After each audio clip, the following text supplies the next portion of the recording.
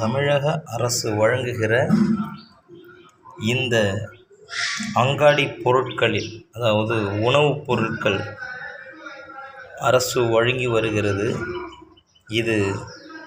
இதில் கலக்கப்படுகிற இது மாதிரியான அரிசி வகைகள், அதாவது இது முழுவதும்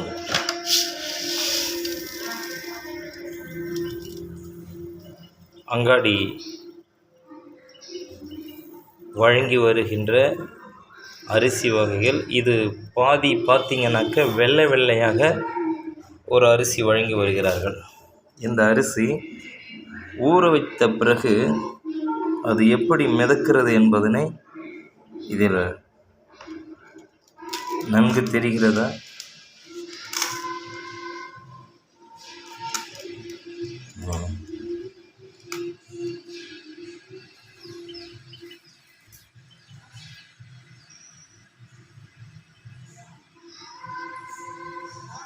அதாவது அரிசி அது ஊறிய பிறகு ஒரு பிளாஸ்டிக்கு ஊறியது போல இருக்கிறது. இதை உணவு பாதுகாப்பு அதிகாரிகள் ஆய்வு செய்யும்படி மக்கள் மசோதா கட்சியின் சார்பாக வலியுறுத்துகிறோம்.